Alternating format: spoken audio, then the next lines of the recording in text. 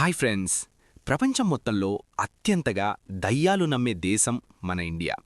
అయితే మనం నమ్మే దయ్యాలు చాలా వరకు మూఢనమ్మకాలే. కానీ ఈ స్పిరిట్స్ని, ఘోస్ట్స్ని అసలు వీళ్ళెవరు, అసలు వీళ్ళు ఉన్నారా లేదా అనే విషయాన్ని ట్యాకిల్ చేయడానికి, అంటే తెలుసుకోవడానికి ఎవరూ లేరు. అటువంటి సమయంలోనే మన ఇండియాలోనే ఫస్ట్ పారానార్మల్ ఇన్వెస్టిగేటర్, అంటే సింపుల్గా తెలుగులో దయ్యాలు పట్టేవారు. అంటే మీరు తంత్రాలు, మాంత్రికులు అలా అనుకోకండి. ప్రాపర్ సైన్స్తో ఘోస్ స్పిరిట్స్ని పట్టుకునేవారు. అతని పేరు గౌరవ్ తివారీ. అతను దయ్యాలు పట్టడానికి వెళ్ళినప్పుడు దయ్యాలు ఇతనితో ఎలా మాట్లాడేదో ఒక చిన్న క్లిప్ ఉంది, మీరే చూడండి. అయితే ఇతను ఇండియాలోని పారానార్మల్, అంటే ఈ దయ్యాల విషయాల్లో హిస్టరీనే మార్చేశాడు.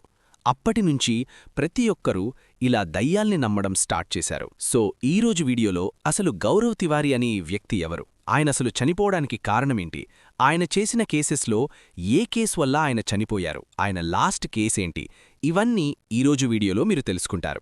సో ఘోస్ట్స్, స్పిరిట్స్, పిశాచులు ఇలాంటి కాన్సెప్ట్ మీద ఇంట్రెస్ట్ ఉన్న వాళ్ళకి ఈయన గురించి ఖచ్చితంగా తెలియాలి.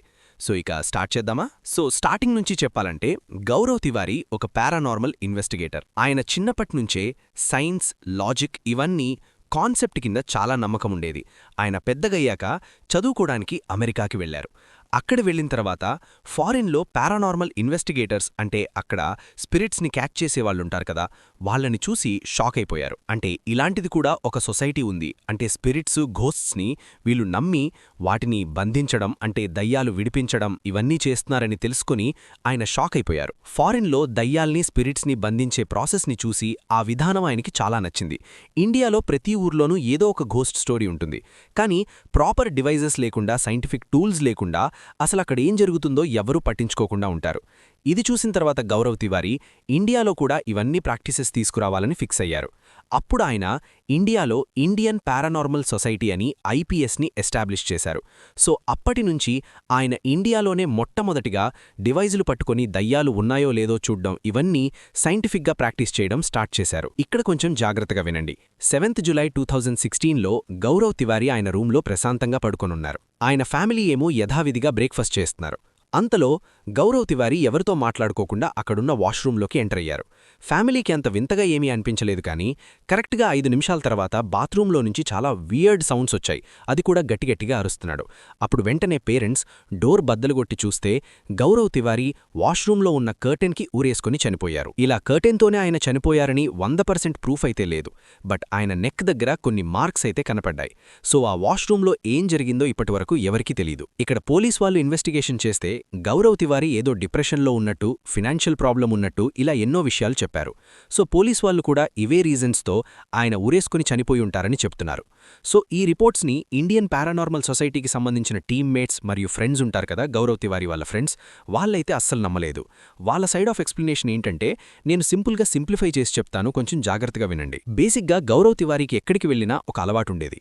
ఆయన దగ్గరున్న సైంటిఫిక్ టూల్స్ని యూజ్ చేసి దయ్యాలతో మాట్లాడేవారు. టూల్స్ అన్నీ యూజ్ చేసిన తర్వాత ఆయన ఒకసారి స్పిరిట్స్తో ఇలా అనేవారు, మీకేవైనా ప్రాబ్లం ఉంటే మీరు చెప్పండి, మీరు నాతో పాటు రావచ్చు అని అనేవారు. అది చాలా వరకు వాళ్ళ టీమ్మేట్స్లో కూడా ఏంది గౌరవ్ తివారీ ఇలా అంటున్నారు అని చాలామంది అనుకున్నారు. కానీ గౌరవ్ తివారీ ఇలా చెప్తూ చాలా డిప్రెషన్లోకి వెళ్ళిపోయారని కొంచెం అబ్జర్వ్ చేశారు. అయితే ఇక్కడ వాళ్ళు బాగా అబ్జర్వ్ చేసిన ప్లేస్ వచ్చేసి రాజస్థాన్లోని భాన్గఢ్ ప్యాలెస్. మనందరికీ తెలుసు, ఇండియాలోనే most haunted place Bhangarh palace. So అక్కడ గౌరవ్ తివారీ మరియు వాళ్ళ టీం మొత్తం వెళ్లి ఆ చోటు దగ్గర ఒక స్ట్రాంగ్ రీడింగ్ అనేది వాళ్ళు నోటీస్ చేశారు. ఆ రీడింగ్స్ కూడా అస్సలు నార్మల్గా లేవు.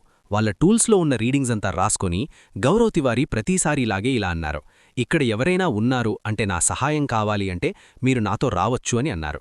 ఈ మాట అన్న తర్వాత ఆయన సడన్గా సైలెంట్ అయిపోయారు. మ్యాక్సిమం టైం ఎవరితో మాట్లాడేవారు కాదు. ఒంటరిగా ఇలా చైర్లో కూర్చున్నారంటే ఇలా కంటిన్యూగా సైలెంట్గా కూర్చునేవారు. సో ఈ పర్టికులర్ భాన్గఢ్ ప్యాలెస్లో జరిగిన ఈ ఇన్సిడెంటే గౌరవ్ తివారీని చాలా ఎఫెక్ట్ చేసిందని వాళ్ళ టీమ్మేట్స్ అయితే చెప్పారు. కానీ ఇవన్నిటికంటే ఆయన చేసిన లాస్ట్ కేస్ చాలా స్పెషల్ అన్నమాట. అదేంటంటే గౌరవ్ తివారీకి నైట్ టైంలో ఒక కాల్ వచ్చింది.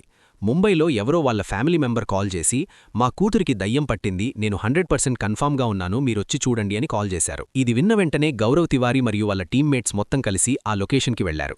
ఆ టైంలో ఆ ఇంట్లో ఆ పాప గట్టిగట్టిగా అరుస్తుంది. కానీ గౌరవ్ తివారీని చూసిన వెంటనే ఆ పాప వెంటనే నవ్వడం మొదలుపెట్టింది. గౌరవ్ తివారీ ఆ పాపను చూసి, నీకు నేను తెలుసా అని అడిగారు. ఆ పాపను కాదు, స్పిరిట్ని అడిగారు.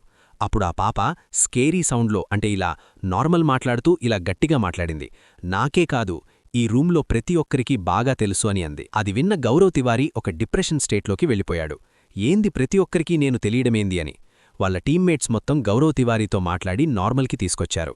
అప్పుడు కూడా గౌరవ్ తివారీ ఆ పాప మరియు స్పిరిట్తో ఇలా అన్నారు, ఇక్కడ స్పిరిట్స్ మీరు ఉన్నారు అంటే మీకు నేనేమైనా హెల్ప్ చేయగలను అంటే మీరు నాతో వచ్చేయండి అని అన్నారు. సో గౌరవ్ తివారీ మరియు వాళ్ళ టీమ్మేట్స్ అందరూ కలిసి ఆ అమ్మాయి ఒంట్లో ఉన్న దయ్యాన్ని ఆ మొత్తం కేసుని సాల్వ్ చేసి ఇంటికి వెళ్లిన తర్వాత నెక్స్ట్ రోజే గౌరవ్ తివారీ చనిపోయారు. గౌరవ్ తివారీ ఇండియన్ పారానార్మల్ సొసైటీనే మొదలుపెట్టిన మనిషి.